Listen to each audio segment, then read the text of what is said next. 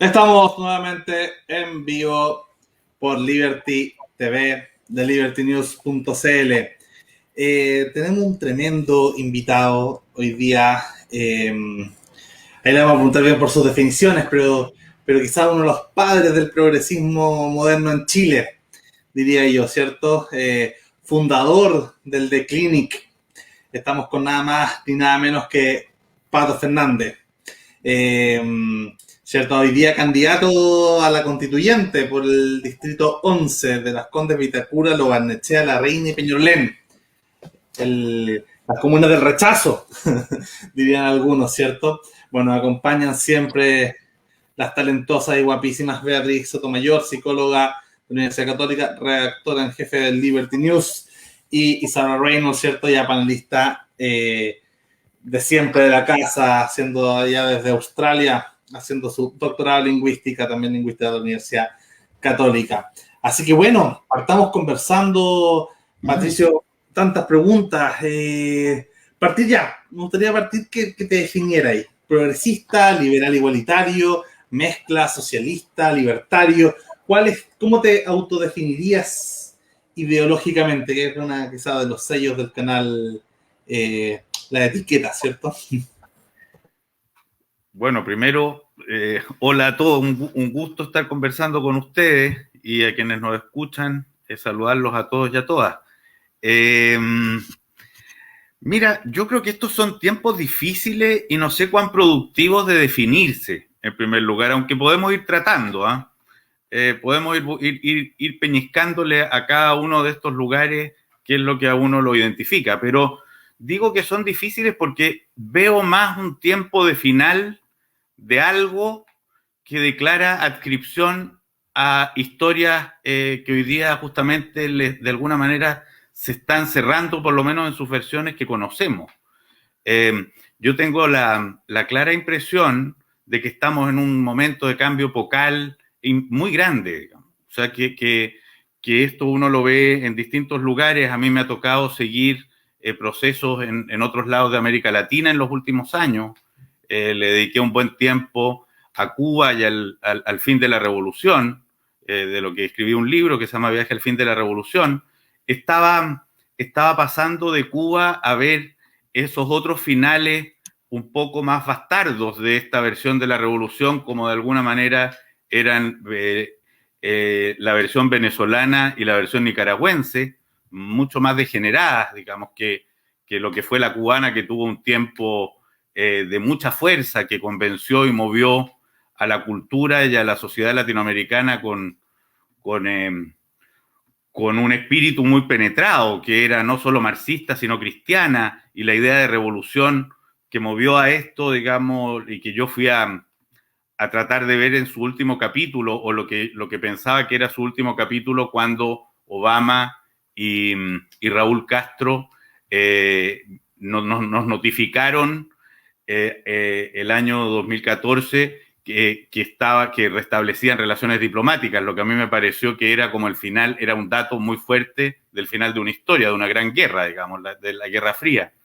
Y estaba yendo a Venezuela y estaba yendo a Nicaragua para ver lo que era eso cuando se produjo el estallido social en Chile, que de alguna manera también vino a representar o a escenificar otro final de historia, que era el de una versión neoliberal, una versión del capitalismo muy extremo chilena, entre otros varios significados que podemos ir conversando a lo largo de este encuentro, digamos. Esto para decirles a la hora de definirse que aquí hay dos proyectos o dos ideas muy como que pretendían ser muy totales del mundo que terminan. Entonces, tú me preguntas, y en una estaba básicamente construida en torno a la idea de la comunidad por sobre el individuo, que era el socialismo, y basta revisar lo que era la idea del hombre nuevo, el Che Guevara como el gran ejemplo de eso, para darse cuenta que el nivel de renuncia a lo que eran las vocaciones individuales era como la gran búsqueda. O sea, era el hombre que no pensaba en sí mismo, sino que pensaba en el colectivo. Y de algún modo, el final de esta otra historia neoliberal es exactamente la contraria.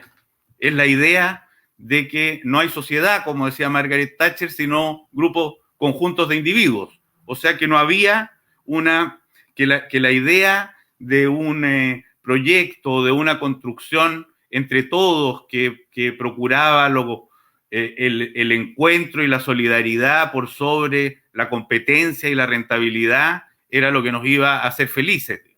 Y parece haberse estado demostrando en Chile que eso no es así, y que para algunos fue tan sorprendente justamente por lo mismo, porque dicen, pero ¿cómo es posible que haya este nivel de descontento en un país donde las condiciones materiales de sus miembros han mejorado indiscutiblemente, los ingresos per cápita están en tales dimensiones, etcétera, etcétera? Pero parecía haber una fragilidad, una sensación de indefensión que se manifestaba con mucha fuerza en el tema de las pensiones. O sea, al final de una vida en que se supone que todos se habían enriquecido de alguna manera, con una diferencia radical entre unos y otros, pero ese es otro asunto, parece que no bastaba. Entonces, si tú me preguntas cuáles vienen a ser las definiciones, bueno, me resulta evidente que no se puede sacrificar al individuo, las vocaciones, las ilusiones, las energías personales, etcétera, en función de una colectividad. Y me resulta hoy día igualmente evidente que no se puede pensar el individuo aislado sin esas consideraciones. ¿Cómo le vamos a llamar a esto entonces, Lucas? No sé, vamos buscándolo, porque significa que hay efectivamente una fuente y una raíz del liberalismo, especialmente del liberalismo clásico, que creo que hoy día no se puede desmentir, no se puede ocultar, pero al mismo tiempo una construcción en la que el individuo participa con otros y donde la colaboración se instala y donde la responsabilidad de lo que le pasa al prójimo también forma parte de lo que nos pasa a todos, que parece ser también bien innegable, ¿no? Me recuerda un poco esta dicotomía, ¿cierto? Entre, entre estas versiones de liberalismo, si uno lo puede ver. Recuerdo que estuviste entrevistando en el CEP junto, ¿cierto?, a Antonio Escotado, no sé si lo recuerdas, ¿cierto? Sí, por supuesto. Con Leonidas Monte, y era muy interesante que tú estabas a su izquierda y Leonidas estaba a su derecha, y tú le preguntabas, mientras él tomaba un whisky, obviamente, ahí, delante de los hombres más ricos y poderosos del país, ¿cierto?, que era el público, estas cabezas blancas que había en el CEP.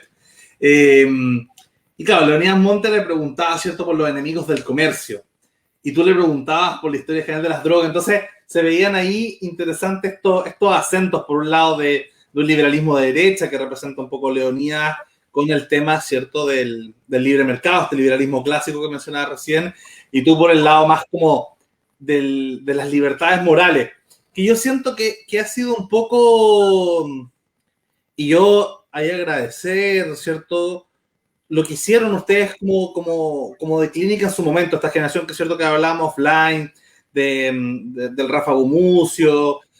Yo no sé si esto después desembocó, ¿cierto?, un poco, parecía un poco en el tono de la campaña de Marco Enrique el 2009, la primera que fue la más exitosa, ¿cierto? Pero ese periodo, la década de oro del liberalismo, donde todavía no se cuestionaba el libre mercado, como decías tú, ¿cierto?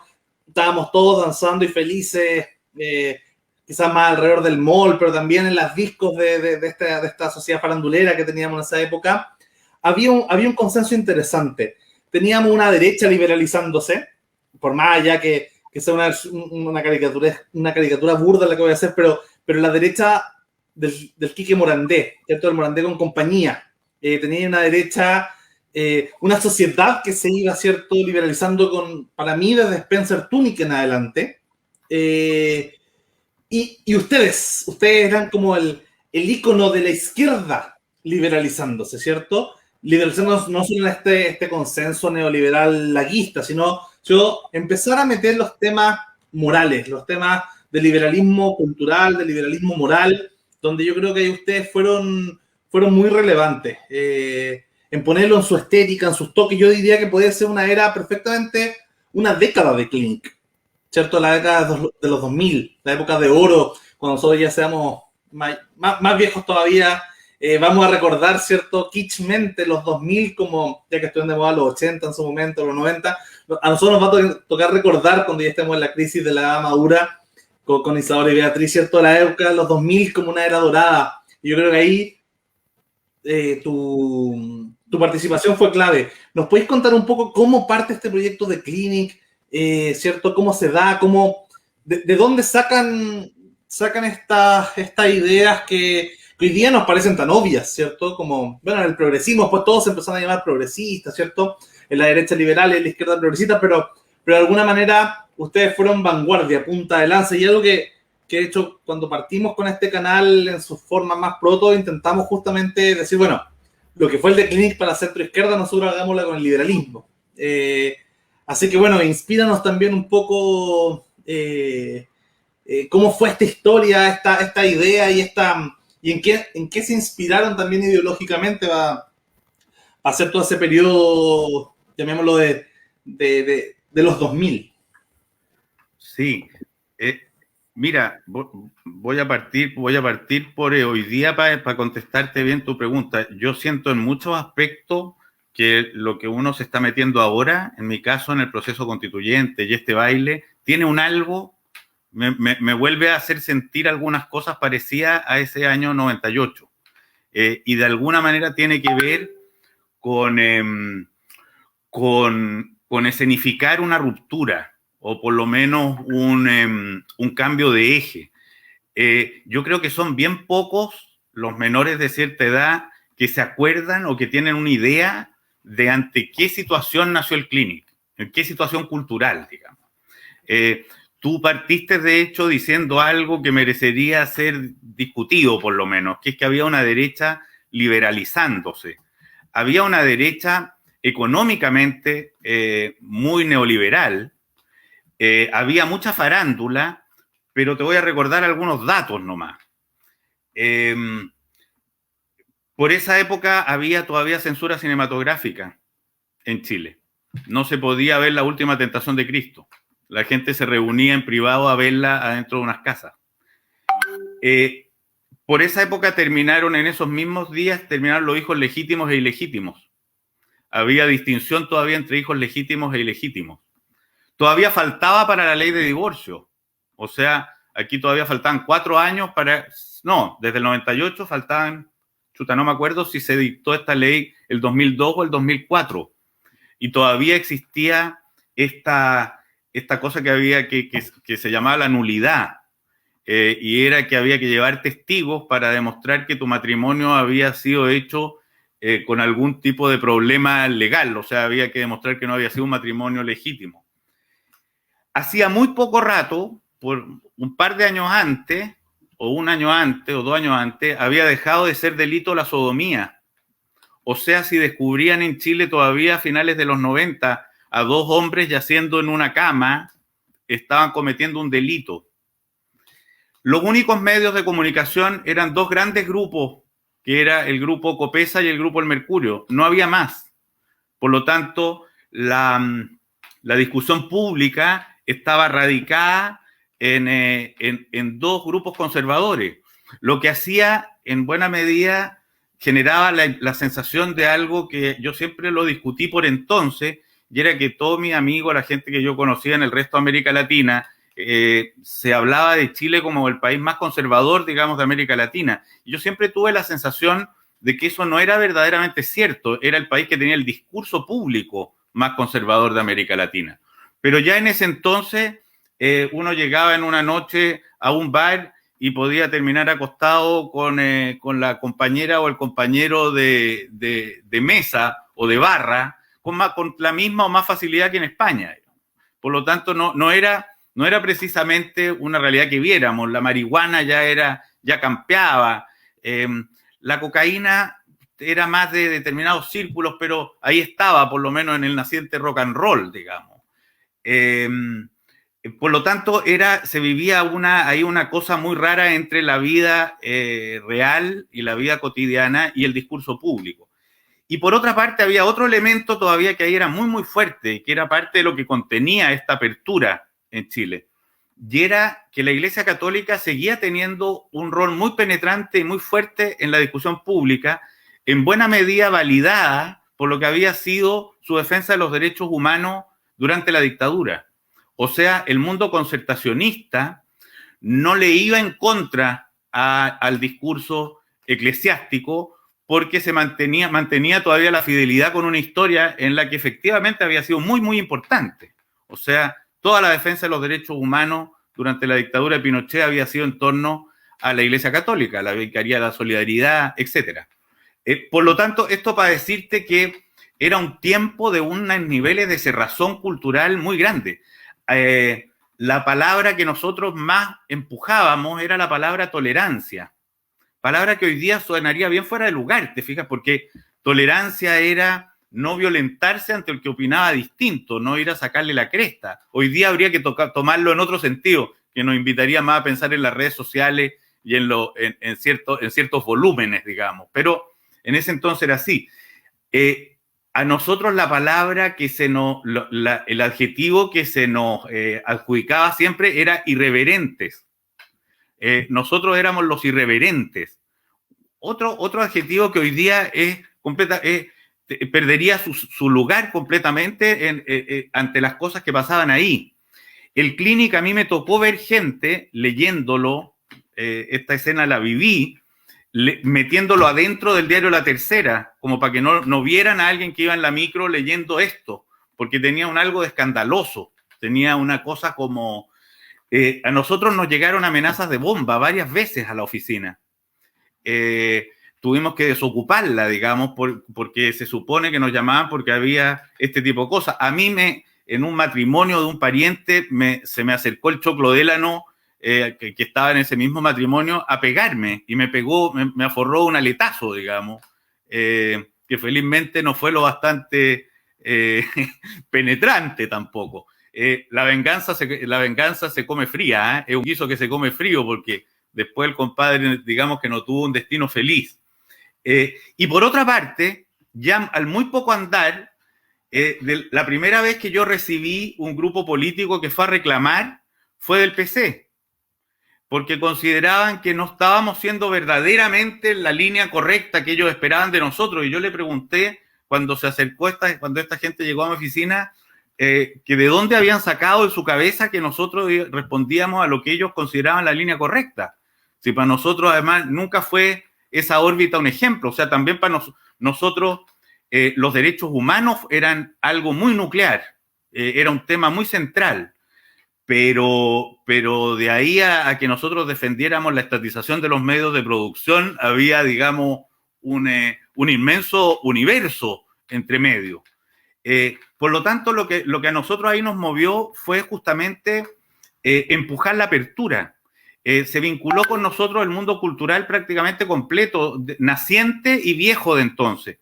No, a mí me cuesta encontrar un nombre de un escritor chileno que no haya pasado por el Clinic, que no haya nacido por ahí. Desde Zambra, Bizama, todos tuvieron columnas, escribían cosas. Nicanor Parra se volvió un personaje muy cercano con quien me tocó de ahí generar una amistad muy íntima. Era el lugar en el que se podía mostrar y decir lo que en otras partes no se veía. O sea, pusimos en los kioscos, durante mucho tiempo el Clinic tenía muy pocas páginas, entonces era en buena medida un afiche puesto en los kioscos de Chile. Y ese afiche nos permitía a algunos vernos en un espejo nuevo. Nunca nos habíamos visto en un medio, en un kiosco. Entonces, de alguna manera, nosotros fuimos como... fuimos, yo creo, un aire fresco, así que lo que vino a sacarse de encima, y por eso es que es bien decidor que esto haya nacido cuando fue detenido Pinochet en Londres, a sacarnos de encima un gran miedo. Yo creo que fue un sacudón de miedo, del miedo a un gran ogro que todavía regía como una nube que ensombrecía la sociedad chilena, que le impedía, digamos, mostrarse en su diversidad. Y algo de eso también es un proceso que estamos viviendo hoy día. Si en esto nosotros nos estábamos sacando de encima la dictadura, yo creo que hoy día nos estamos sacando de encima la transición, o la concertación, o se está cerrando una cosa larga. Y creo que algo de eso más o menos es el juego en el que estamos. Esa fue una época muy vibrante, efectivamente, esos años que tú dices en el Clinic. Yo tengo muchas preguntas, así que, pero le paso la palabra a Beatriz, después Isa.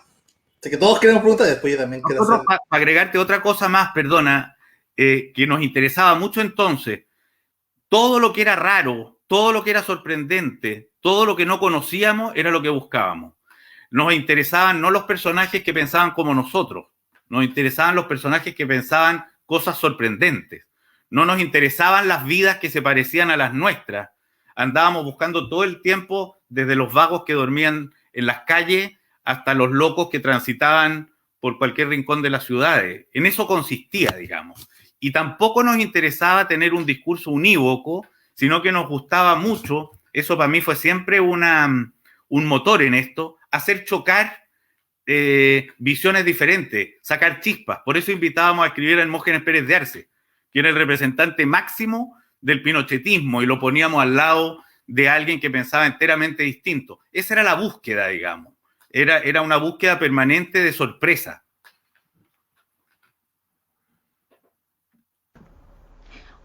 Muchas gracias. Yo quería llevar la cosa a la Constitución. Qué interesante que te haya tocado estar en tantos cambios de época. Y este cambio de época necesita nuevas medidas. Y voy a poner la pregunta de María Fernanda Cartés. ¿Cuáles son las propuestas de pacto para la Constitución? Entendiendo que, digamos, que las propuestas que aparecen como correctas probablemente no lo van a hacer porque estamos en la cuarta revolución industrial y el mundo iba en un cambio acelerado, pero este cambio se puso esteroides. Entonces, ¿pero qué crees tú? ¿Cuáles son tus propuestas para hacer, digamos, el cambio de época y que todos vivamos lo mejor posible? Esa es mi pregunta. Voy a aterrizar. Voy a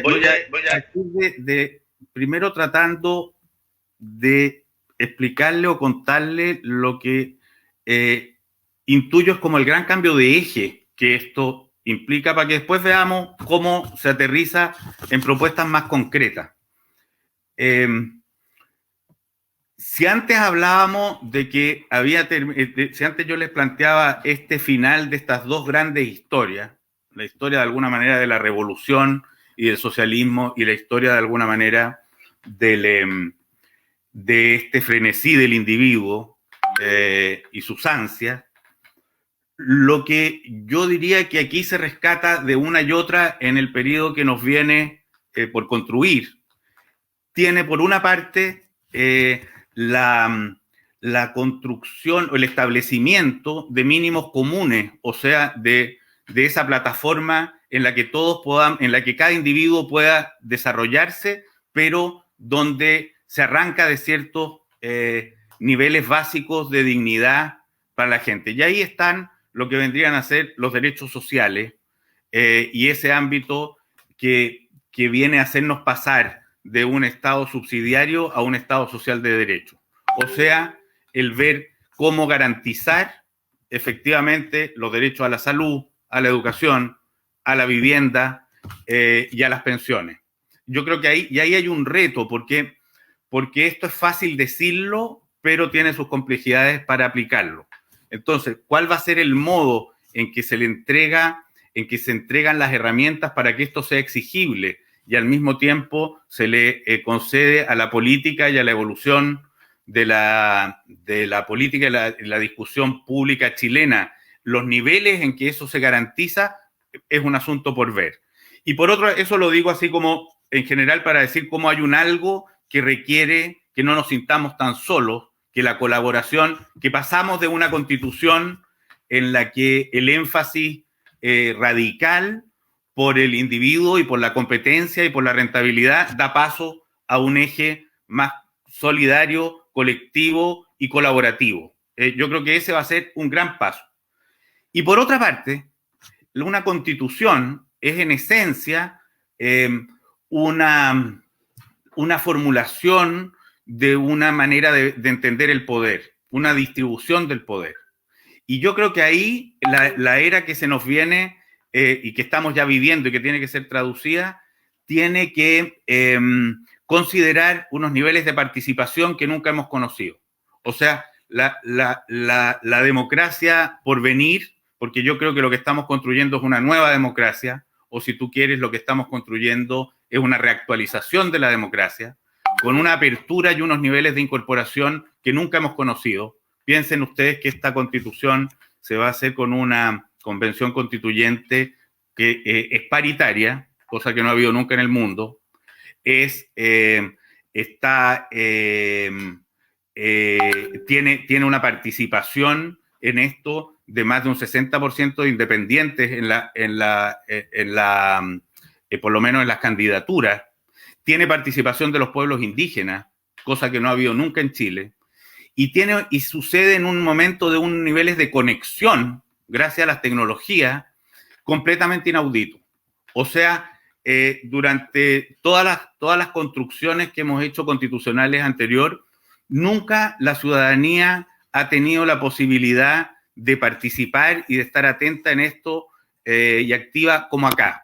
Y yo por eso pienso que, por ejemplo, hay algunas ideas que hay que echarlas a correr ya durante la convención constituyente. Yo creo que durante la convención constituyente se tienen que realizar audiencias públicas, donde las comisiones reciban a quienes convoquen y a quienes la soliciten. Debieran haber sesiones de rendición de cuentas en los territoriales, o sea, donde quienes seamos electos, espero ser uno, de manera periódica y establecida reglamentariamente, le rindamos cuenta a esos que votaron por nosotros, donde haya espacio para los encuentros autoconvocados, por ejemplo, a través de una metodología común y con un mecanismo también bien reglamentado para la recepción de conclusiones, donde haya iniciativa ciudadana para normas constitucionales. O sea, que los que estemos participando de este proceso estemos al mismo tiempo conectados transparentemente con una ciudadanía que está participando y formando parte de esto. Creo que si no llevamos adelante este tipo de medidas, la posibilidad de que incluso algunos grupos radicales enarbolen la idea de que aquí no se está representando a la población es alta. Debiera haber una descentralización de las sedes de la convención, o sea, establecer por lo menos unas 3 sedes regionales, norte, centro y sur, conectadas estas telemáticamente, digamos. Debieran haber medidas de transparencia y publicidad a través de Internet, usando las plataformas y las redes sociales. En fin, y esto podría dar además paso a llegar a otro, o sea, si esto va a ser durante el proceso, la misma Constitución, nosotros deberíamos procurar que la nueva Constitución establezca también en lo sucesivo estos mecanismos de participación de la gente, a través de, por ejemplo, iniciativas populares de ley, referéndum derogatorios, presupuestos participativos municipales, participación temprana en proyectos de inversión, en fin, votos programáticos.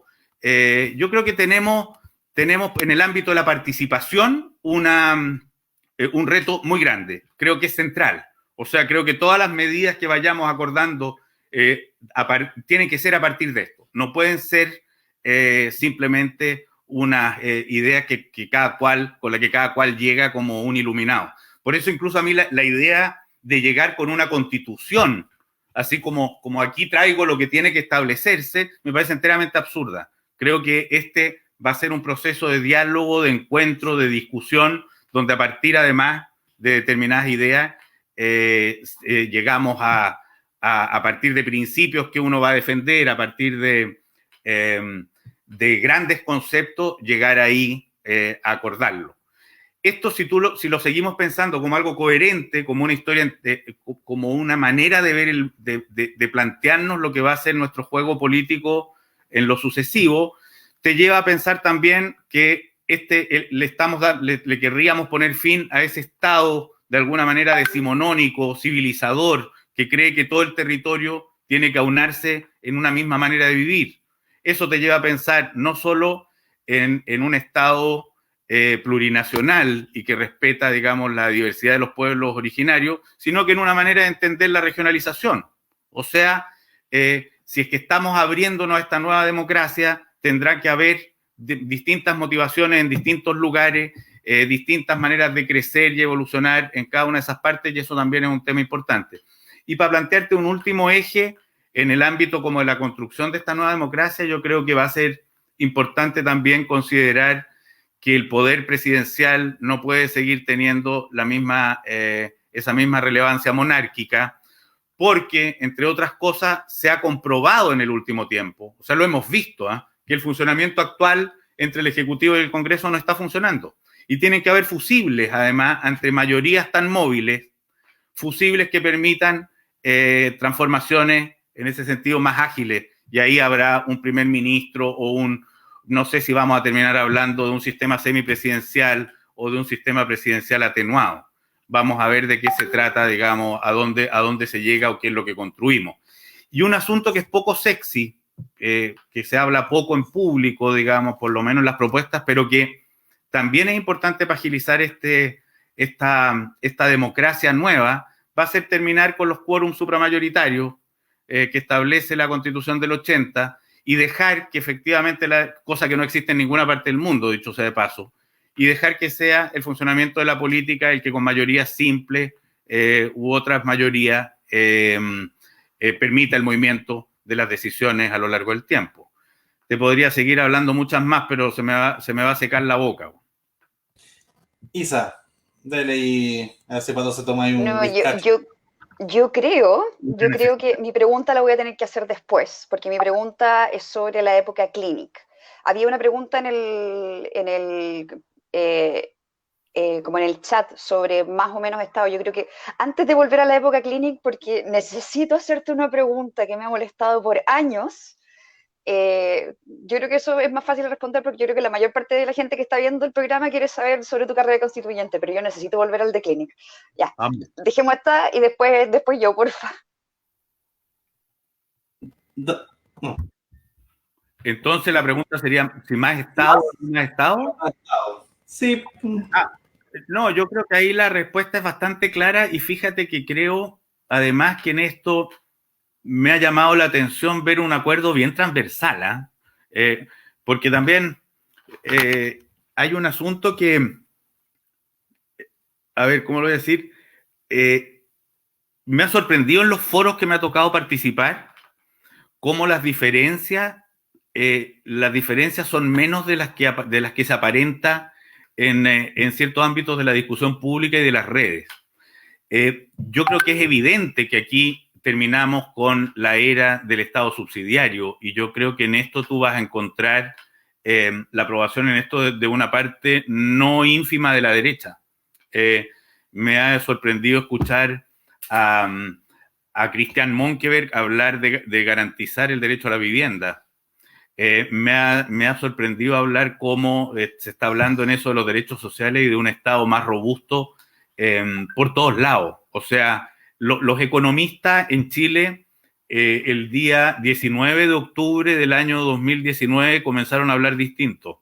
Al día siguiente del estallido social se empezó a hablar distinto. Todo lo que era una certeza absoluta el día antes dejó de serlo el día después.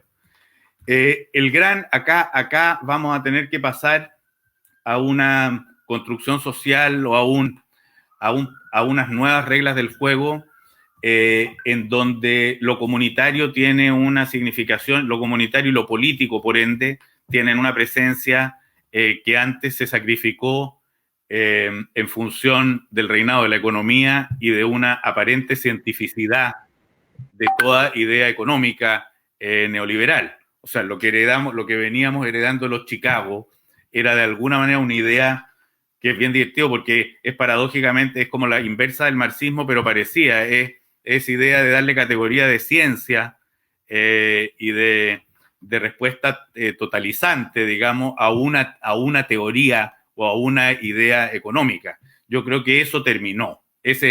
Fíjate que yo muchas veces me he acordado últimamente que en los 90 se hablaba con total desparpajo de las virtudes de una palabra que si alguien la dijera hoy día lo guillotinarían en la Plaza de la Dignidad. Se hablaba del chorreo, la teoría del chorreo, y se decía así muy campantemente que esto iba a ser bueno para todos, porque cuando los ricos tenían más, se caía, se desbordaba de sus arcas, caía algo que el resto lo recogía y mejoraba sus vidas.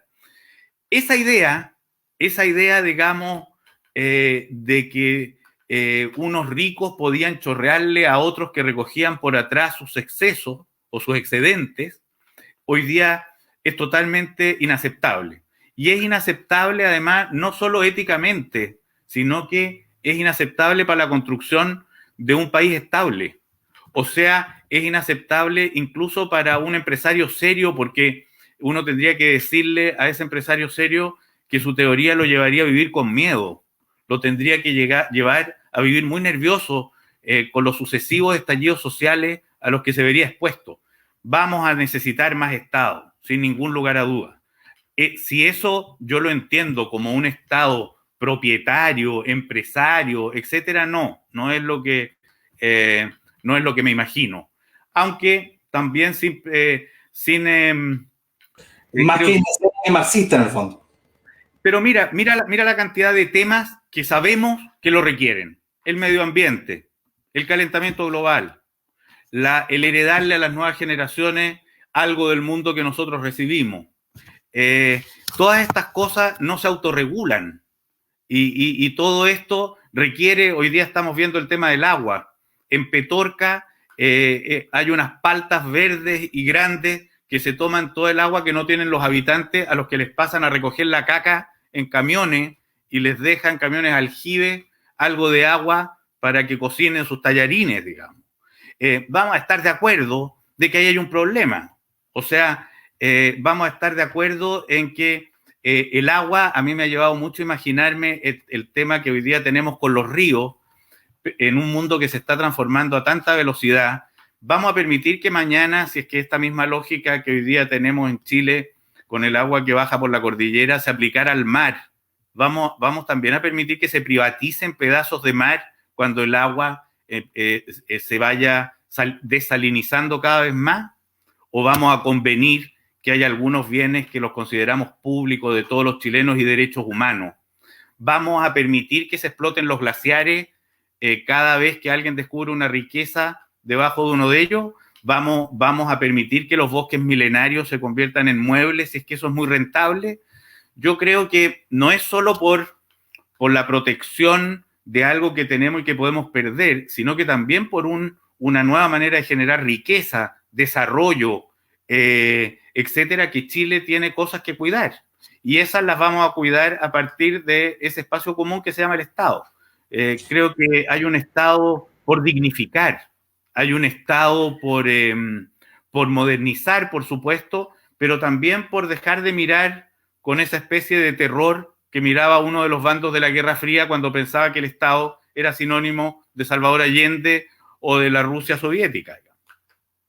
Me imagino que eso va a ser parte de la discusión dentro de, ¿cierto?, de la convención. Me imagino que también van a haber más liberales en la línea ortodoxa, si se quiere, que van a defender su postura. Van a haber quizás algunos que quieran un Estado empresario más marxista, y me imagino que ahí se verá como que darán los 2/3 con el tema. Pero sabes, Lucas, te digo la verdad, yo no he escuchado a nadie proponer un Estado empresario ni un Estado estatizante de los medios de producción, ni alguien que hable de estatizar la banca, como si crecí yo escuchando en mi primera juventud. No lo he escuchado. No me ha tocado. Esperemos que sea así. Eso lo quería pasar con el Clinic, pero yo también quería hacer una preguntita, a ver si acumulamos las dos. No, la mía es larga, perdona, Lucas, así que lo siento, porque esto es algo que necesito hablar. Primero que todo, estoy súper contenta de que alguien de la sociedad civil y que haya sido un agente de cambio cultural, como fue la generación de Clinic, esté participando o con pretensiones de estar en la convención constituyente, y ojalá que estés, porque me parece muy esencial que alguien que haya vivido los cambios, dictadura, postdictadura y ahora posestallido social, que haya estado en esa transición cultural, esté en la convención constituyente, porque siento que va a representar mejor lo que la gente realmente quiere hoy en día. Dicho eso, o sea, a mí hay algo que siempre me molestó de The Clinic, que creo que pasó muy colado. Y te tengo que hacer una pregunta incómoda. Si tú ves en el siglo XXI y ahora en la década de los 20, uno de los grandes temas que se está dando, sobre todo dentro del progresismo de la izquierda más liberal, es la crisis de las masculinidades y por ende la desconstrucción de las nuevas masculinidades. Y eso yo creo que es algo que se está dando mucho, que ya con el advenimiento de los últimos movimientos feministas, como que ya no está esa línea más bien misógina que existió. Pero la masculinidad tóxica de la izquierda pasó muy colada. Teníamos en los 2000 y 90 un Álvaro Enríquez cantando que si la niña le fallaba, él la acuchillaba. Si ella se quería ir, que se tirara por la ventana. Y el Clinic no estaba exento de eso. Yo recuerdo perfectamente, por ejemplo, una portada que a todo el mundo nos causó mucha risa en su minuto, pero era después de que se supo que Kenita Larraín tenía alguna affairs con otras personas, que a fin de cuentas ella simplemente era un ente sexual bastante liberado, y la portada era Kena o Maraca. ¿Cachai? Hoy en día, esa weá no va ni cagando. O sea, no se puede. Pero dentro del mundo de Clinic, la generación de Clinic, la masculinidad tóxica de izquierda estuvo muy potente y se demoraron en depurarla. Yo recuerdo, sí, a su favor, que había un pequeño cómic de una niñita con orejitas de gato, que no tenía un cuerpo así hegemónico, que hablaba mucho de su liberación sexual y su experimentación, así que bacán, sí, eso se las concedo. Pero esta toxicidad estuvo muy prevalente y ustedes no hicieron mucho al respecto. No sé si será una cosa de la época, que no se cuestionaba si el feminismo todavía se reían de eso en su época. Ya, ¿se deconstruyeron o no se deconstruyeron? Porque yo leo el Clinic ahora y esa parada no está. La pensaron, hicieron un mea culpa, o simplemente se dejaron llevar por, ¿cómo se llama?, las corrientes ideológicas de lo que es la izquierda liberal hoy en día, o no. Y perdona que te haga esa pregunta, pero a mí siempre me molestó, bueno, a pesar de que me encantan los tres, ver que el weón le quería cuchillar a la niña o ver estos titulares donde mujeres sexualmente liberadas las trataban de maraca. Así que, por favor, ayuda. Yo voy a hacer la complementaria, pero después. Para que Pato haga su mea culpa de construccionista. Y voy a contestar historiando además esto, diría yo. Porque por supuesto que muchas de las cosas que se hicieron entonces hoy día serían impensables. Y yo te diría, a ver, ¿cómo lo voy a explicar o narrar eso? En primer lugar, en ese entonces había otra cosa que era también muy absurda vista desde los ojos de hoy, pero sucedía. El humor era un hueveo muy de hombres. Había un tipo de humor, o sea, la risa reventada, era muy de hombres. No, las mujeres parecían no participar mucho ahí. Y esto lo digo en parte como... Y te he de decir que en el grupo nuestro estábamos llenos de amigas mujeres muy íntimas, ¿eh? Pero cuando se producía, cuando se juntaba el grupo como a inventar hueveos para el Clinic, era muy de hombres. Era una cosa como de club de Toby. Y el tipo de humor que rondaba era epocalmente muy así. No habían humoristas mujeres, no, era algo que no se veía. Por otra parte, con esto no estoy justificando, estoy contando, ¿eh? Es como que lo quiero narrar, digamos. Por otra parte, yo quiero saber la historia más que nada, no estoy esperando un mea culpa. Sí, las mujeres, todos estos personajes que tú mencionaste, la Kenita, etcétera, la verdad sea dicha es que yo no sé si eran el prototipo de la mujer liberada o jugaban más bien un tipo de machismo, le hacían un juego a un machismo bien evidente, porque andaban con futbolistas, la idea era como la mina del futbolista. No eran tampoco mujeres que se enarbolaban en esos tiempos como poseedoras de un discurso propio, era como otro el juego, era la farándula. Y yo diría que ese machismo en el que nosotros participábamos jugaba con esa farándula. O sea, lo que estaba cuestionando no era la liberación de las mujeres, sino que era un tipo de estereotipo que en ese entonces era muy fuerte. En ese entonces estaba Viva el Lunes. Acuérdense un poco de qué se trataba esto, ¿eh? las mujeres de las que estamos hablando, que me parece que tienen todo su derecho a hacer lo que se les da la reverenda gana, no es eso lo que estoy cuestionando, pero no iban, ninguna de ellas se hubiera llamado a sí misma jamás feminista, nunca hubiera dicho que lo que estaba defendiendo era una causa, había un juego ahí que era muy en la pantalla. Nosotros en ese sentido, Mujer Liberada, tuvimos a la Carolina Errázuriz Maquena, que tuvimos una columna durante mucho tiempo de una mujer que contaba sus aventuras sexuales y que era una muy amiga nuestra además. Y que después, como si fuera poco, fue editora general del Clinic, pero ese es otro cuento. Nosotros ese tipo de rarezas nos generaban curiosidad. Dicho eso, es clarísimo y evidente que aquí se produjo, o sea, y hay un cambio aquí que no le costó a nadie en el Clinic, eso es para ser bien honesto, ¿eh? No nos costó a nadie, digamos.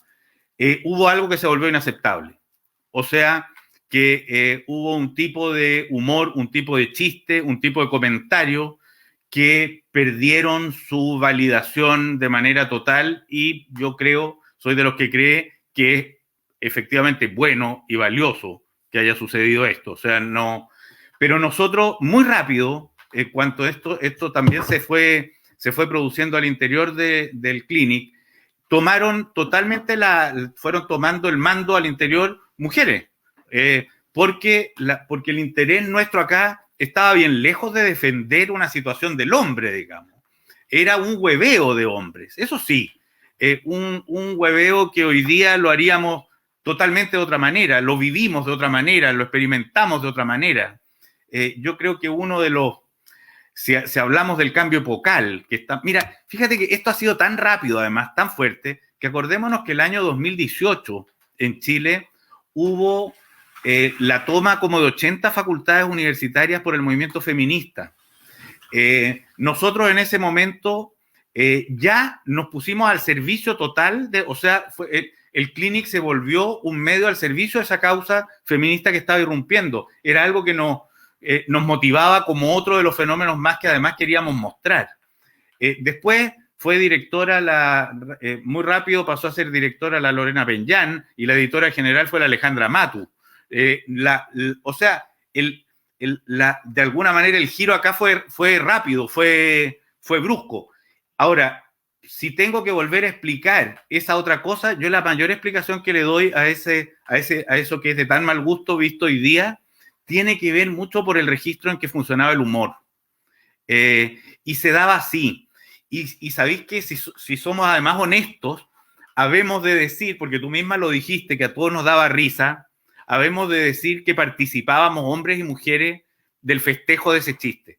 O sea, nunca a mí me pasó vivir que un mundo de mujeres dijera esto es una falta de respeto total a nuestro género y lo vivimos como un escándalo. Nunca me pasó, nunca escribieron una carta.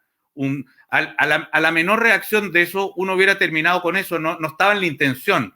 Era estar jugando un juego, esto no habla bien de nosotros, pero lo digo para que nos entendamos. Estábamos jugando el juego de la época. Estábamos, digamos, ahí. Te puedo hacer como la pregunta inversa, jugando un poquito el abogado del diablo, porque entiendo el punto de la Isa, pero hay algo que como yo les decía, ¿cierto? Ustedes fueron el Zeitgeist, ¿cierto? De los 2000, el espíritu del tiempo, quizás de estos cambios, sobre todo como en esta izquierda liberal progresista. Pero yo creo que después vino otra época. Vino la época, te diría yo que el 2011, con el movimiento pingüino. Voy a tratar de limitar. ¿Cómo? O sea, el movimiento pingüino del 2006. No, sí, estudiantil, el movimiento estudiantil, perdón. El 2010 fue las movilizaciones estudiantiles que dieron pie al Frente Amplio. Claro. Entonces, justamente esa conexión, porque de alguna manera, voy a tratar de evitar ahí que se noten mis preferencias personales, pero los dos líderes del movimiento estudiantil fue Camila Vallejo y Giorgio Jackson. Y los dos líderes del Frente Amplio fueron Boric y Jackson, ¿cierto? Jackson es el hombre que se repite. Y para mí Giorgio, es la antítesis del The Clinic. es el cambio de espíritu epocal de la corrección política, ¿cierto? De este neoprogresismo. Si ustedes son todo este mundo de Clinic, son el paleoprogresismo, que yo lo determino desde todo ese espíritu de ustedes, ¿cierto? De Gumucio. Incluso, para mí en un momento yo insistía en que la heredera de ese espíritu era un poco la Constanza Michelson, y ya más jóvenes quizás ya hablado Milosevic. El Frente Amplio se convirtió, sobre todo en la figura de Giorgio, en una idea antiestética del de Clinic. Y ahí parte toda esa idea que ustedes dicen como, bueno, si es que hubiésemos visto que esto era ofensivo, quizás no hubiésemos limitado. Pero, chuta, lo que me encantaba del discurso que tú dabas originalmente era que ustedes estaban buscando la vanguardia, el pensamiento contracultural, que es algo que nos encanta. Nosotros acá hemos hablado en el programa de poliamor, BDSM, transhumanismo, o sea, cada idea loca la vamos pescando. Y pareciese incluso que en mucho tiempo era más contracultural Axel Kaiser que George Jackson. Ya después con la era Trump ya eso se revirtió, pero en su momento era más contracultural ser capitalista libertario y políticamente incorrecto, y el progresismo se fue convirtiendo en una cosa, en la nueva moralina post-day desde la izquierda. De ahí no sé si es que, claro, sorry, estoy en mute. ¿Cómo? Y lateros a cagar, pero ya te voy a contestar, digamos. Claro, y en ese sentido mataban cualquier posibilidad de vanguardia, porque hoy día esas vanguardias pueden molestar a alguien, ¿cierto? El humor es el que más se ha visto censurado, el que más se ha visto problemado. Entonces ahí preguntarte cómo convivió ese espíritu, ¿cierto? Que tú representas hasta el día de hoy, que de hecho hasta como ya habláis y las canas te van dando un look más de Nelson Ávila, que era como el senador de Clinic de tu época, ¿cierto? Era el único político cool que había en la época. Entonces, ¿cómo se vivió, cómo vives tú ese cambio epocal que de alguna forma vuelve más fome, como decís tú, la izquierda, la volvió aséptica, la volvió... Mira, como todo tiene matices, después te lo voy a volver a poner esto en el terreno de las mujeres, el humor, y etcétera, para enfrentarlo, digamos, derechamente todo esto. Pero primera gran diferencia que nosotros teníamos, que a mí siempre nos movió en el Clinic, que es una gran diferencia con esta otra generación que tú estás de alguna manera sacando a colación. Nosotros no queríamos ser buenos, Juan. Nunca quisimos ser buenos. A nosotros eso nos daría vergüenza. Todavía a mí hoy me da mucha vergüenza aparecer como bueno. Me parece nefasto. Me parece... no le creo nunca a alguien que se presenta como bueno, además. No me da confianza. No... Y de alguna manera esta generación apareció queriendo ser buena, queriendo ser los mejores que los otros, más pulcro, más correcto. Nosotros buscábamos a los malos, nosotros gurgueteábamos buscando a los malos, nos interesaban los que se salían de la fila, no los que estaban en la fila. Nos gustó siempre vivir de alguna manera la aventura de los terrenos oscuros. O sea, en todas esas cosas que esta nueva generación denuncia al otro por si es que lo descubre ahí, nosotros íbamos ahí, de frente. A eso íbamos a buscar. Los territorios turbios, los zafados, los desproporcionados. Hoy día, fíjate que miran hasta con cierto asco, pueden acusar a alguien como lo peor del mundo si es borracho. Nosotros vivíamos entre borrachos. Lo nuestro consistía en buscar lo que pasaba incluso en la pérdida del control. Eso no nos era ajeno, nos era propio. Y de alguna manera, efectivamente, aquí en esa lógica lleva un gran daño del humor. Porque el humor consiste justamente en saber que hasta lo que uno cree no sabe cuánto lo cree. O sea, si tú crees a pie juntilla en un Dios que se te revela de una manera y que te dice una verdad, tú no te puedes burlar de ese Dios. Ante una verdad revelada, tú no te puedes burlar. Uno solo se puede reír y burlar de las cosas que no está muy seguro, de las cosas que sabe que tienen otra cara más, de esas cosas que hoy sí, pero mañana no sabemos bien.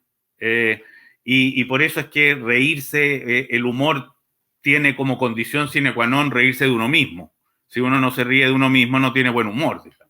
Es un burlón, que es el tipo de humor que tiene, por ejemplo, Donald Trump, que es un humor molesto, es un humor que no encuentra complicidad porque es el humor matonesco, es ese que para el cual reírse es ponerle la pata encima a otro, es descubrir en el otro algo inaceptable. El humor nuestro era descubrir en el otro algo nuestro también.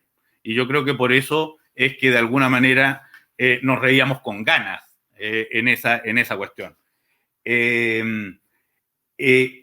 Eso se ha visto muy dañado. Yo creo que hay un espacio hoy día, o sea, los espacios de duda en el sistema, especialmente el sistema de comunicaciones de las redes, etcétera, es un espacio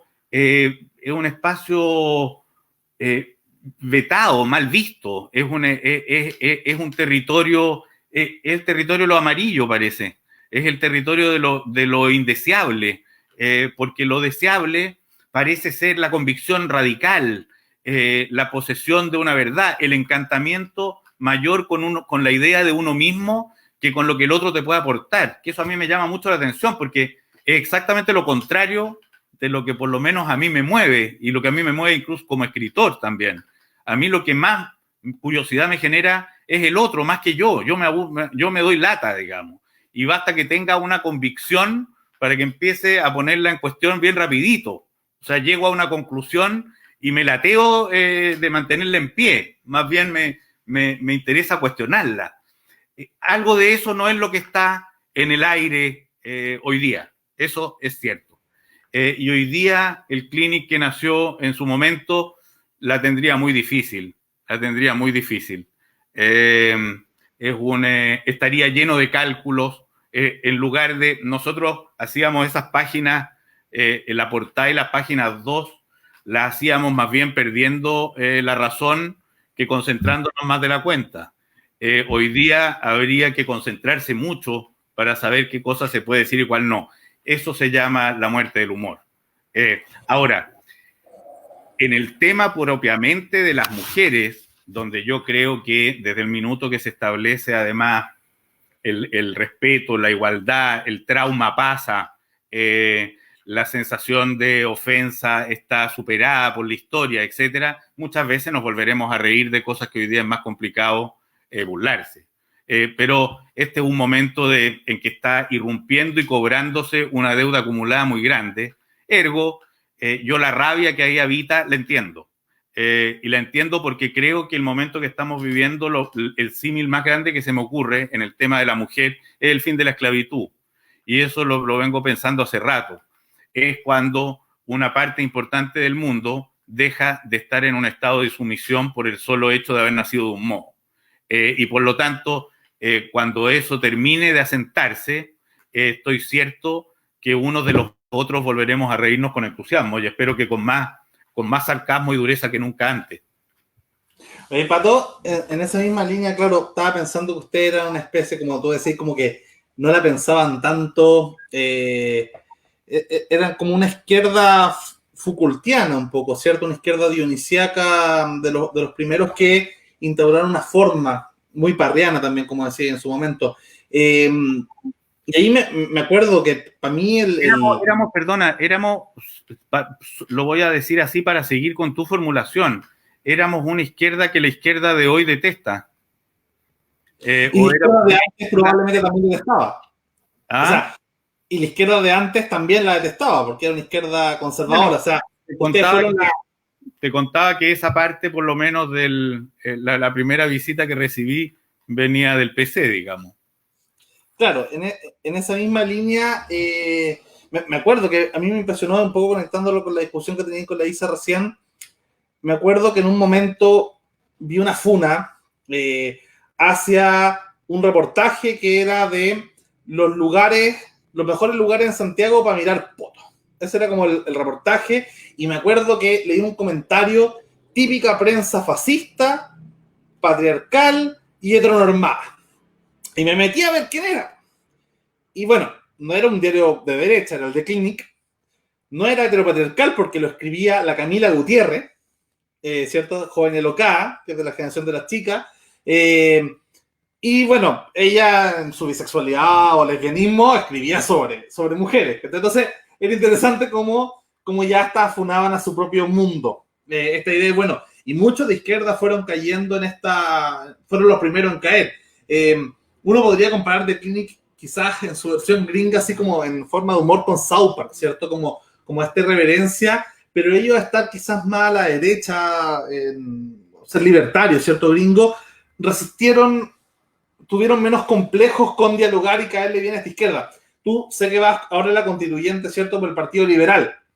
Y es simbólicamente interesante porque el Partido Liberal rompe con el Frente Amplio hace poquito, ¿cachai? Rompe con el giorgio-jacksismo, lado que es quizás un último hijo él siempre ha sido muy admirador de Parra, que podría ser justamente el Partido Liberal una forma de declinismo de centro, por así decirlo, si uno lo puede llamar de alguna manera, y tú vas en esa lista con ese grupo, suena como justamente interesante. Entonces, ahí me gustaría preguntarte sobre el futuro, ¿cierto? Se ha escrito esta nueva constitución, si tuvimos 10 años de la era dorada, declinista, ¿cierto? Libertina, si se quiere, para todos los lados. Yo te concedo el punto de que la derecha de los 90 era muy conservadora, o sea, era Opus Dei neoliberal, el guzmanianismo democrático, o sea, porque en los 80 fue dictatorial, en los 90 se dieron la democracia, y bueno, en el 2000 empiezan a ceder la moral estética. Por eso te decía como un Quique Morandé como ejemplo, que antes se hacía más escondido, y al menos la derecha salió un poquito más del closet en su libertinismo. Y la izquierda, bueno, lo representan ustedes. Y después viene esta era giorgio-jacksista. Pero bueno, si estamos pensando que viene un momento, como decía Beatriz, ¿cierto? La BA, que el futuro es con esteroide, que se va a dar un salto al futuro con este tema de la pandemia y las nuevas tecnologías y todo en la casa. Hay algunos incluso que plantean que después de 2023, 2024, cuando ya pase la pandemia, van a ir unos locos años 20, ¿cierto? Puede venir un nuevo libertinismo, un nuevo, no sé si capitalismo, keynesianismo, no sé qué fue en los años 20, ¿cierto? Está justo en esa transición. ¿Qué ves tú desde el futuro, como decía Laisa, que has vivido todas estas épocas en primera persona? ¿Qué crees tú que será para después? Esperemos, yo creo que estamos los cuatro de acuerdo en que ojalá sea el fin de la era Jackson, y parta y se retome quizás con nuevos temas. ¿Ves quizá una agua en la piscina en la centroizquierda, en el progresismo, para retomar esa izquierda más libertina, o nos van a dejar esa batuta quizá al mundo liberal, a la centro derecha, no a Bópolis, sino que de ahí para la izquierda, ¿cierto? Jugar más en esa cancha contracultural, sobre todo. La contracultura, que es difícil ser contracultura en un ambiente de corrección política, y la izquierda, y cierto que ustedes están ahí como tratando de caer bien en las dos almas. ¿Cómo ve el futuro? ¿Para qué lado se va a decantar al menos tu sector? No, primero que no concentraría tanto, tú le sintetizas mucho en el pobre Giorgio Jackson, ¿eh? Yo creo que Giorgio también va a evolucionar y le van a pasar cosas. Y hoy día debe estar incómodo respecto incluso de la coalición en la que está viviendo. Te garantizo que muchos ahí hoy día están en una situación que no saben bien, digamos, cómo resolver. Para serte franco, mira, yo veo si algo veo con interés y que noto que a algunos les cuesta mucho asumirlo, es que lo que estamos viviendo y lo que se nos viene durante un buen rato son tiempos de incertidumbre. Son tiempos en los que no veo perfilados todavía los grandes proyectos políticos por delante tampoco. Creo que se nos viene un tiempo de búsqueda. Creo que se viene de búsqueda y extravío al mismo tiempo. O sea, creo que algo que tiene que conseguir, por ejemplo, la nueva Constitución, no es un proyecto de país, como se hablaba antes, porque ese proyecto no está dibujable. Es más bien las normas con las cuales poder navegar en estos tiempos de incertidumbre, las normas mínimas con las cuales poder darle espacio a la construcción de unos proyectos futuros. Por ejemplo, tú te imaginaste rápidamente que después de la pandemia venía una Belle Époque y un destape, pero es que lo que nos podríamos también imaginar es que después de esta pandemia viene otra, y de que los tiempos de las pandemias van a comenzar a sucederse, y de que a lo mejor hay cuidados que estamos empezando que hemos vivido en este tiempo con los que vamos a tener que acostumbrarnos a vivir, o a seguir para adelante. Hemos visto en este tiempo de pandemia quiebres o nuevas situaciones bien impresionantes. Para mí una de las más evidentes y fuertes es lo que estamos viviendo aquí en este foro. Yo nunca había hecho un Zoom antes de la pandemia, nunca en mi vida. No, lo había visto como en películas de monos animados, así, o futuristas. Y hoy día esta cosa se volvió habitual. Y cuando digo que esto se volvió habitual, estoy pensando sin poderlo formular, en las inmensas consecuencias que esto debe tener en la cultura y en nuestras vidas, en los modos de relacionarnos. Cosas que no las puedo abordar todavía. Yo creo que estamos, quizás el eje central del mega cambio epocal, aislando el de la irrupción de las mujeres, que creo que es una de las patas más grandes del cambio epocal. El otro está producido en gran medida por esta transformación tecnológica. Es enorme lo que eso produce.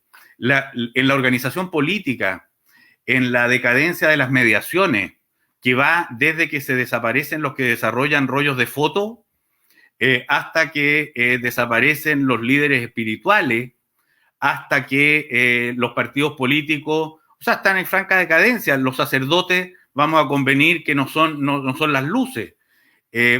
Cuesta.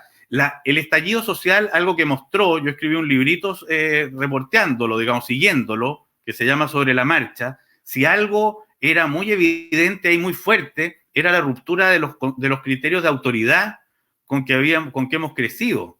Se llegó a hablar, llegaron a haber rayados en los muros en contra de la adultocracia.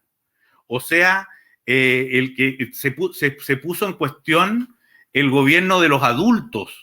O sea, por la pregunta de por qué tienen que gobernar los adultos y no los niños, para no hablar de la falta de sumisión ante lo que alguna vez se llamó la sabiduría, o los profesores, o el ilustrado.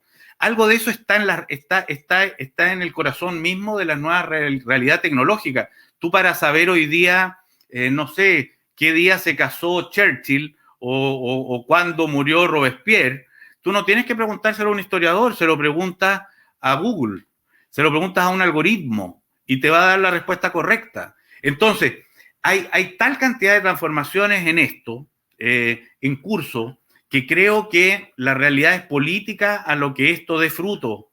El tipo de cultura que de esto emane, el tipo de creaciones, de obras que de esto salga, es algo que todavía lo estamos, entre que está en acto y lo estamos por ver. Entonces, a mí como cronista, como alguien que hace de la vida una novela, digamos, o el vivir para contarlo, como hubiera dicho García Márquez, esto me encanta. Pero yo entiendo que hay un mundo al que le aterra. Y en por una parte, el mundo al que le aterra es el que tiene mucho que perder. Y hay algunos que tienen que perder en dos sentidos, algunos de manera material, o sea, que tienen detrás suyo una caparazón enorme de bienes que les da miedo que de pronto desaparezcan. Y hay otros que tienen una caparazón enorme de ideas heredadas que les da miedo que desaparezcan. Algo de irse liberando de esa pesada caparazón es el gran reto por delante. Y yo creo que se viene un tiempo, no corto, en el que la gran preocupación va a ser que el barco navegue en las aguas bobas en las que estamos, más que esté cegado con a qué puerto se dirige. No se puede navegar sin un cierto destino. Yo alguna vez leí en una roca, en un puerto portugués, en Essaouira, una frase que me encantó en ese sentido, que concilia bien estos dos asuntos, que decía, el marino que navega sin destino no conoce los vientos favorables. O sea, para disfrutar de los vientos hay que ir a algún lado, pero ese lado no es tan nítido tampoco. O sea, algo tiene esto de la navegación de Colón. Vamos a un lado, pero no sabemos a dónde vamos a llegar. En una de esas vamos a las Indias y descubrimos América. Apora, en el mismo sentido, en este mismo sentido, ahí hay otra gran transformación, que también es abismal. Me acordé a propósito de Colón. El paso de la Edad Media al Renacimiento, a la modernidad, digamos, tiene una de sus características es la expansión del mundo conocido, el descubrimiento de América. Hoy día no hay mundo desconocido en el planeta Tierra. Lo que sabemos es que hay una explotación a la que hay que ponerle término. O sea, estamos en el sentido inverso. Ya lo conocimos todo y ahora hay que cuidar de que no se destruya el todo. En ese mismo paso epocal está marcado como otro gran hito por la imprenta. O sea, lo que antes era el conocimiento que manejaban unos pocos, de pronto aumenta su radio.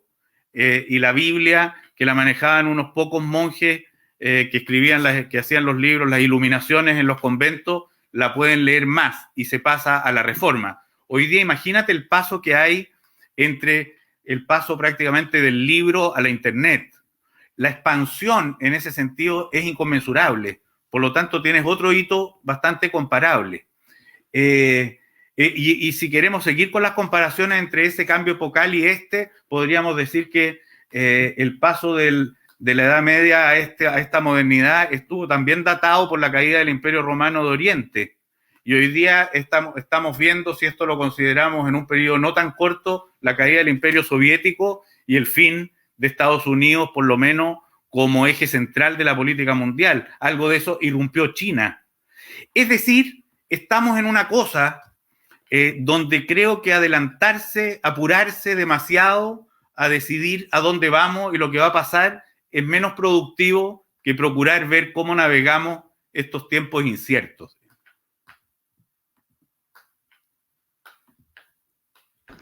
Tienes tanta razón, hay que recordar que la peste de Juliano, que era una peste negra, marcó el fin del mundo antiguo y partió la Edad Media, precisamente por los cambios que trajo. La gente se fue de las grandes ciudades, las ciudades maravillosas del mundo antiguo, y se fueron al campo, y ahí empezaron a crearse estos feudos. En fin, eso quería decir, como, wow. Ahí empieza el Decamerón. Este es el primer capítulo del Decamerón.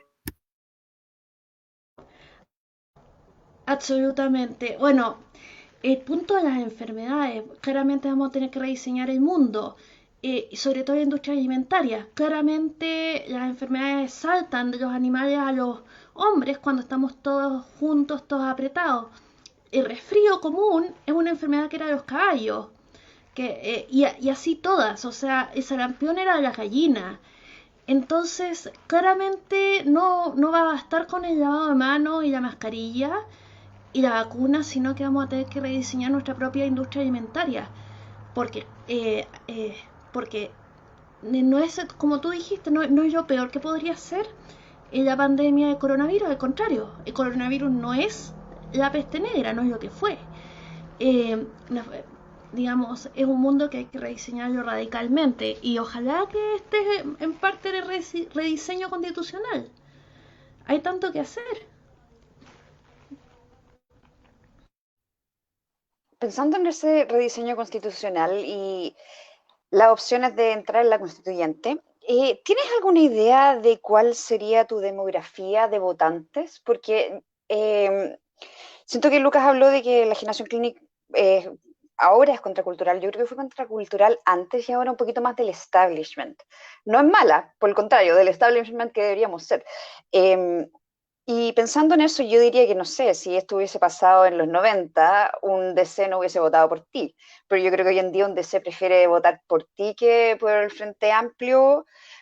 Incluso pueden votar por la centroderecha. Incluso la centroderecha podría votar por ti. ¿Tú quiénes crees que son los que votarían por ti?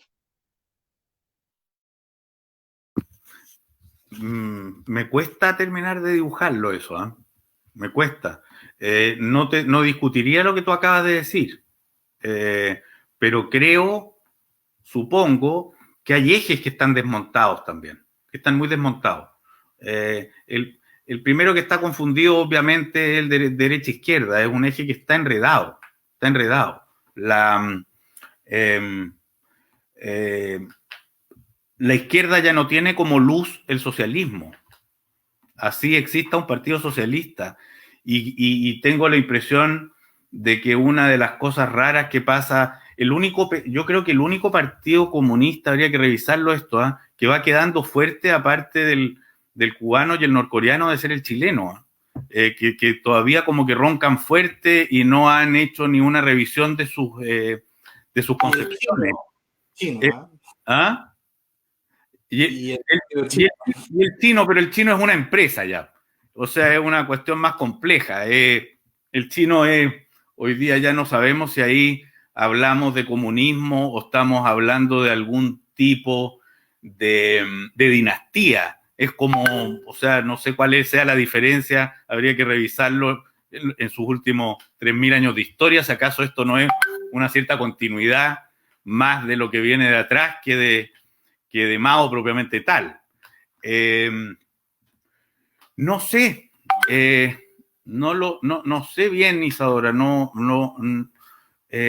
supongo que uno de los ejes que hoy día podrían hacer esa ruptura es, si bien yo tengo inclinaciones socialdemócratas en muchos ámbitos, por así decirlo, pero ya no en su formulación anterior, porque también al mismo tiempo está muy abierta esa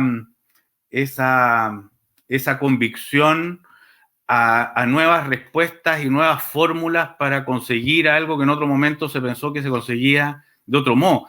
Yo, ¿sabes lo que tengo una convicción demócrata muy profunda? Creo mucho en la democracia, en el entendido de las decisiones colectivas donde participen el máximo, donde estoy dispuesto a mutar, digamos, o a renunciar a algunas ideas muy fuertes en mí con tal de que se respete la opinión de muchos. No, me revelo con mucha fuerza ante cualquier imposición de un poder a otros, así como desde ya me resulta insoportable un tipo de clasismo chileno, me revienta y lo conozco bien. Me subleva así de manera muy radical, porque estoy convencido que en el encuentro de las diferencias se produce la mayor riqueza cultural. Tengo esa convicción profunda, no es un asunto aparente. Por eso mismo también me importa que este país no se cierre de manera brutal ante las inmigraciones, porque a sabiendas de que es un tema complejo, de que esto tampoco es algo que se pueda dejar al azar y las fronteras abiertas simplemente porque aquí hay problemas, hay asuntos sociales que regular. Soy un convencido de que Chile, desde que empezaron a llegar extranjeros, ha mutado para bien en demasiados aspectos. Y todos los datos indican y desmienten a los que creen que esos extranjeros han traído delincuencia, horrores y perversiones. Eso es mentira, eso es un dato falso. Por lo tanto, y cuando tú te abres a la idea de que el otro enriquece, te abres en eso a todo tipo de extranjerías, es decir, a la extranjería social, a la extranjería sexual, a la extranjería cultural, y esa apertura, digamos, es lo que construye las mejores cocinas, para ponerlo de manera metafórica. O sea, no hay peor comida que la de un rincón que nunca ha estado en encuentro con otras culturas, y no hay mejor comida que la que está ubicada en el cruce de muchas culturas. Entonces,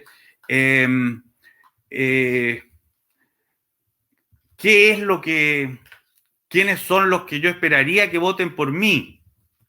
Los que crean en primer lugar esto, los que crean que aquí hay que distribuir el poder, los que crean que el país va a ser mejor en la medida que más voces sean escuchadas con atención, los que los que crean, y eso por supuesto que tiene una traducción social, porque para que una voz se manifieste en plenitud y con personalidad, tiene que participar de determinados bienes comunes. No se puede participar en eso desde un estado de total postración. Por lo tanto, construir una democracia por la curiosidad de las voces que enriquezcan a la comunidad exige también que nos hagamos cargo de que todas esas voces puedan existir dignamente. Fíjate que esto yo lo he sacado a colación varias veces porque me parece que es el asunto a corregir. Cuando fue el estallido social, la primera dama lo que vio fue alienígenas. El país que debemos construir, lo que está retado a hacer es a ver ciudadanos a los que los reconoce, ciudades que se integran, espacios en los que se convive en la diversidad. Creo que ese es el gran reto por delante. Y si a eso se allana gente que proviene más bien del mundo de derecha o gente que proviene más bien de mundos de izquierda, creo estar tratando de hablarle a ellos. Ahora, imagínate, no sé, por ejemplo, una gran cosa que vamos a ver en el futuro, no sé, porque yo supongo que los hijos de los viejos momios no son iguales que sus padres, o supongo que los empieza a avergonzar de alguna manera los prejuicios que heredaron de esos padres. Por lo tanto, vamos viendo de qué se trata. Justamente con respecto a la pregunta de la Isa y estos viejos momios, el distrito 11, ¿cierto? Ahí están todos los viejos momios en general en Chile. Me imagino que, bueno, un buen ejemplo dentro de tus competidores, al otro lado está, por ejemplo, el Larraín Mate, que todos los hijos de Larraín Fernández, que todos los hijos le salieron mucho menos momios que él. Me imagino que esos jóvenes podrían eventualmente, si salen más chascones que Larraín Junior, ¿cierto? Pueden ir más por ti, una figura como Cristóbal Belolio, o más ¿cierto? de unidad constituyente. Y sobre unidad constituyente quería preguntarte, porque hay una definición interesante. Tú me decías que este cambio epocal ya no era el fin de la dictadura o la transición, sino el final de la concertación. Pero de alguna forma, esta coalición en la que vas tú ahora parte es un refrito, un revival, una concertación 3.0, si se quiere ya. Y voy a comentarte ahí sobre los extremos de esa, que obviamente es la coalición más centrista de todas. Pero tienes a la izquierda a Marco Enrico Minami, que por ejemplo en España yo creo que preferiría estar con Podemos, ¿cierto? Que con Ciudadanos. Está haciendo mucho negocio con la democracia cristiana, así que no sé bien lo que es Marco Enrico Minami tampoco. Claro, estoy pensando en el marco post-estallido, o por ahí, un poquito antes también estaba muy en la línea del del socialismo siglo XXI. Pero claro, uno piensa que ahí hay un marco, al menos si uno le saca la foto de los últimos 2 años, uno podría pensar en un marco que prefería Podemos o a Bernie Sanders. Y al otro lado tenemos a un Andrés Velasco, que sé que no está ultra metido en el tema de Ciudadanos, pero es como el ala derecha de esta unidad constituyente, por así decirlo. Que Velasco claramente yo creo que sería más de la línea de Hillary en vez de Bernie Sanders, ¿cierto? Sería más de la línea de Ciudadanos de España que de Podemos, o para hacer comparaciones internacionales. Ahí tú, ¿dónde te sentís más cómodo? ¿Hacia el ala más de izquierda de esa coalición o hacia el ala más de derecha? Y ahí conectarlo con una pregunta que sea más concreta. ¿Qué figura presidencial ves en esta unidad constituyente o la lista del apruebo? ¿Y qué figuras presidenciales también veis con buenos ojos en otras coaliciones? Sea a la izquierda. Pero hay una cosa, Lucas, yo participo o estoy aquí participando, soy candidato por un grupo que se llama Nuevo Trato. Este grupo que se llama Nuevo Trato está aliado en esto, en la lista más amplia que se pudo construir, que se llama la lista del apruebo. Hasta una semana antes de la inscripción de las candidaturas, éramos varios los que seguíamos haciendo esfuerzos por una lista de unidad en la oposición más amplia. y que tuviera dentro mucho un plan, un cierto recipiente común. ¿Al Partido Comunista también te hubiese gustado? Yo creo que eso era imposible desde hace mucho rato, porque el Partido Comunista explícitamente no lo quería. Por lo tanto, si lo hubiera querido, habría que haber entendido que estaban dispuestos a un tipo de diálogo que no es en el que estaban. Por lo tanto, estaríamos hablando de otro Partido Comunista. El Partido Comunista está en un proyecto propio que yo en el último tiempo no solo no comparto, sino que resisto con bastante entusiasmo. No me gusta, me carga en lo que están. Creo que están en una estrategia completamente vanidosa y autorreferente en el sentido de que están procurando ganar ellos y siendo muy poco generosos con la construcción de la transformación que necesitamos.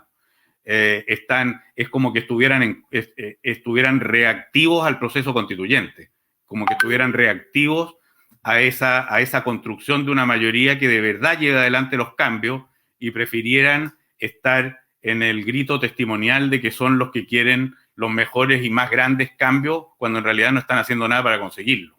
Más bien lo están retardando, o sea, lo están deteniendo. Pero bueno, ese otro asunto. Ese encuentro de estos dos bloques, porque yo lo que entiendo, el lugar en el que me coloco hoy día y que quiero creer que mi candidatura puede ayudar a generar y abonar ese espacio, es uno que entiende que la concertación terminó, que está muerta, que es un cementerio. Ese fue otro tiempo. Tendremos 1000 años por delante para evaluar lo bueno, lo malo y lo regular de lo que fue ese periodo. Pero esa cuestión terminó. Y por otra parte, no creo que el dar por terminado eso, la respuesta sea irse a refugiar en otro carcamalismo que es justamente el de unas respuestas de izquierda que no solo no funcionaron, sino que trajeron todo tipo de calamidades en muchos lados. Por lo tanto, ir a refugiarse allá es una cosa tan anquilosada como irse a buscar a Patricio Aylwin o más. Entonces, este espacio que hay que construir ahora es un espacio nuevo y es progresista justamente porque se arroja a pensar de nuevo, a partir de buena parte de las experiencias pasadas, pero yo creo que más todavía a partir de los retos del futuro, que lo hemos hablado bastante tangencialmente en esta conversación. O sea, está lleno de nuevos ingredientes que nos retan a encontrar soluciones que no son simplemente perfilarse respecto de esas cosas del pasado, sino que son perfilarse respecto de los retos del futuro. Este proceso constituyente no es un juicio, no se perfila si tú estás a favor de Salvador Allende o a favor de Augusto Pinochet. A mí pocas cosas me han repugnado más que la dictadura militar, y si tuviera que decir algo, y en cambio el año 70, más que seguro, yo habría sido un entusiasta partidario de la Unidad Popular. Pero el día de hoy ese no es el asunto, no es el tema, no es el cuento. El cuento hoy día es otro reto, es otro decidir o estar pensando en función de eso, creo que es no entender los tiempos.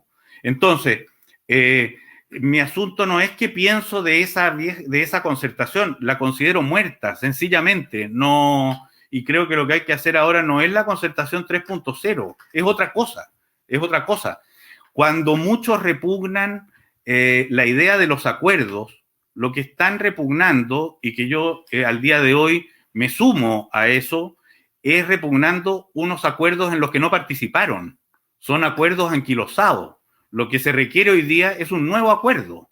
Ese nuevo acuerdo tiene que escuchar voces que no existían o no se atendieron en el periodo pasado por la razón que tú quieras, pero que hoy día son fundamentales e insoslayables.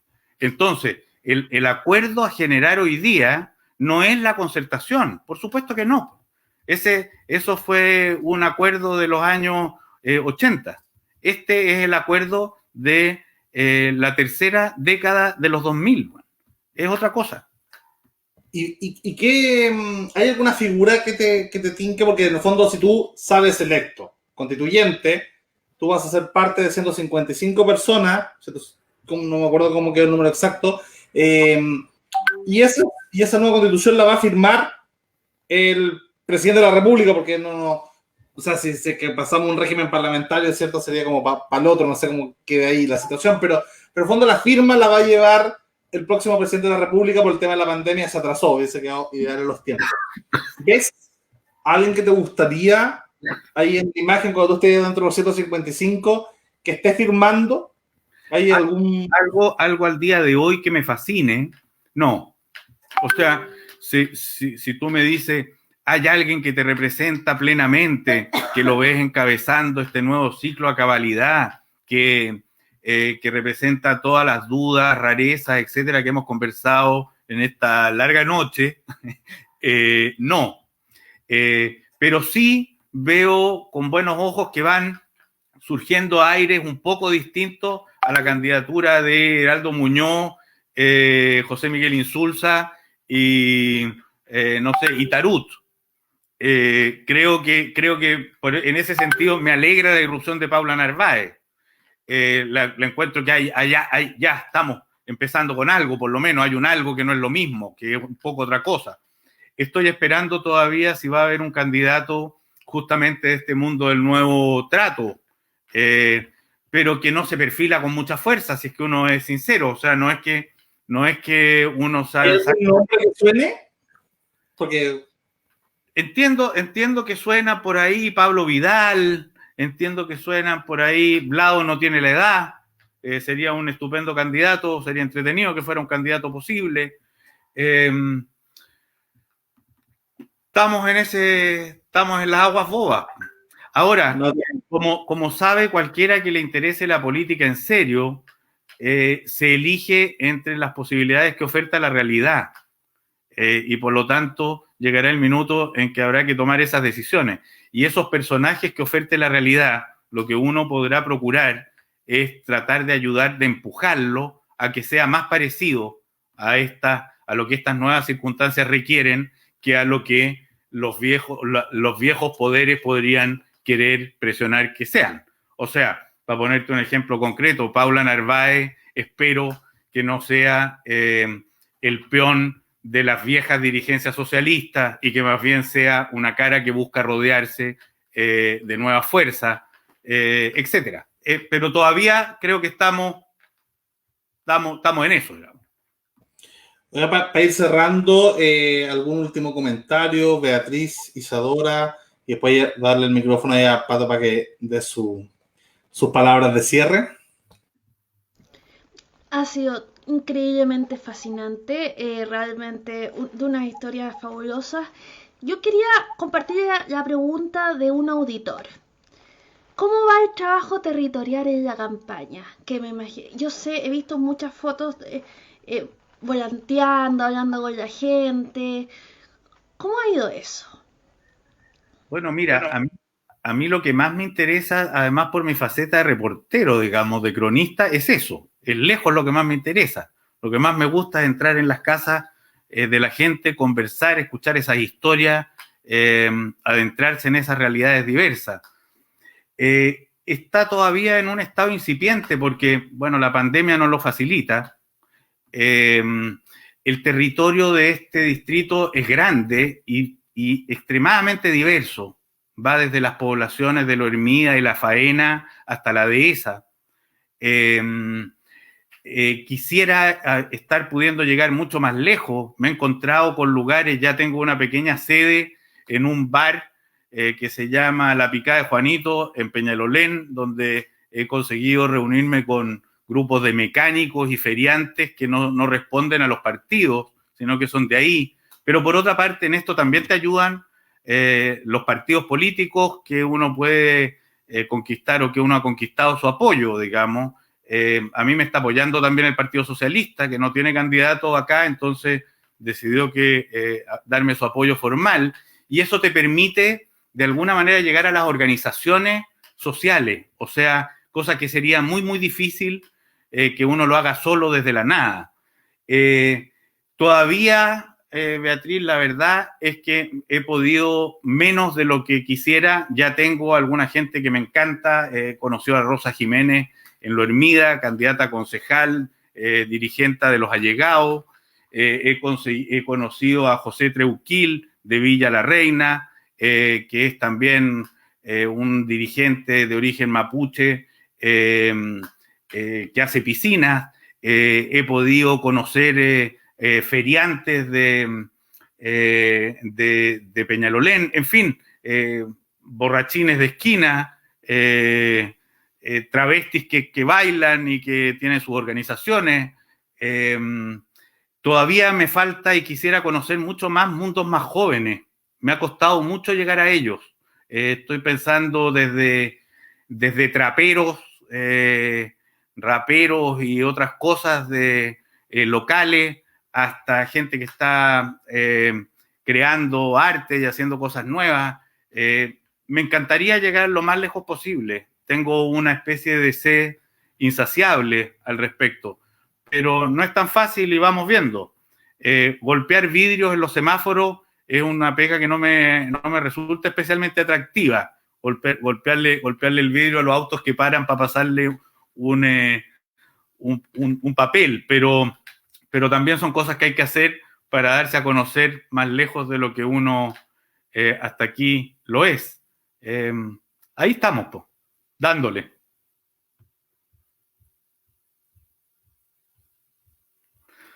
Bueno, no, agradezco. O sea, por suerte existen las redes sociales hoy en día, y yo creo que va a ser un buen motor para poder mover la candidatura. Yo, por un lado, te deseo mucha suerte, y ojalá que si alguien ha estado viendo este programa se convenza, alguien de ese distrito, porque si yo encuentro que hay gente que debería estar dentro de la Constitución, es gente que en algún momento efectivamente fue actor de cambios sociales.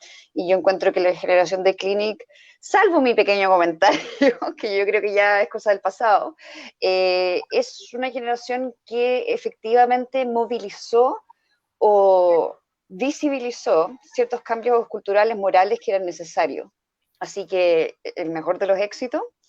Ojalá que les vaya bien a su lista, y eso, pues, un gusto.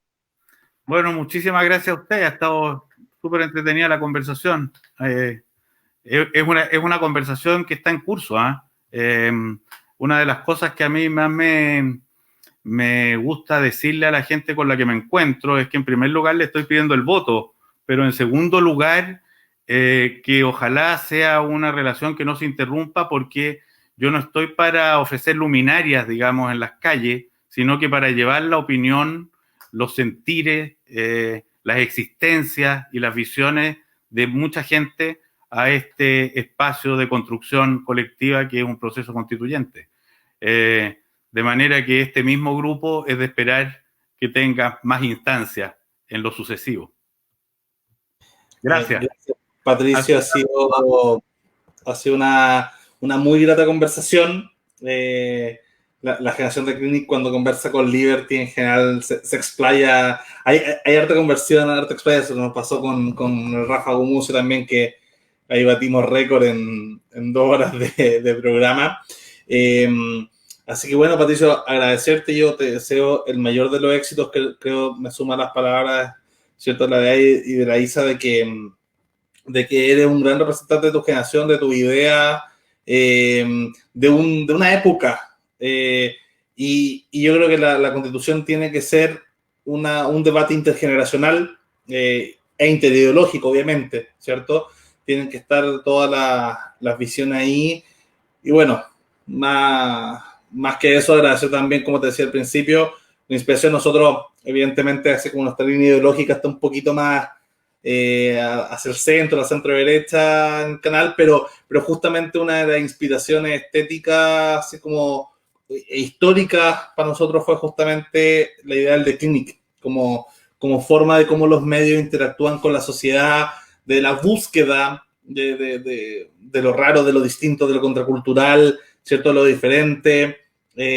Quizás, claro, en usted era más como la búsqueda de lo diferente por la diversidad, quizás nosotros como por la búsqueda de la vanguardia de qué es lo que se viene, qué es lo nuevo, qué es lo que se va a estar discutiendo en 2045. Pero eso, así que ha sido Ha sido una maravillosa conversión y quería agradecerte. Estuvo harta gente viéndonos en vivo, así que esperemos sean del distrito 11 también para que voten y bueno, estaremos compartiendo también en las redes. Así que muchas gracias y muchas gracias que nos vieron, a quienes nos vieron y gracias Isadora y Beatriz por estar ahí conduciendo. Hasta luego.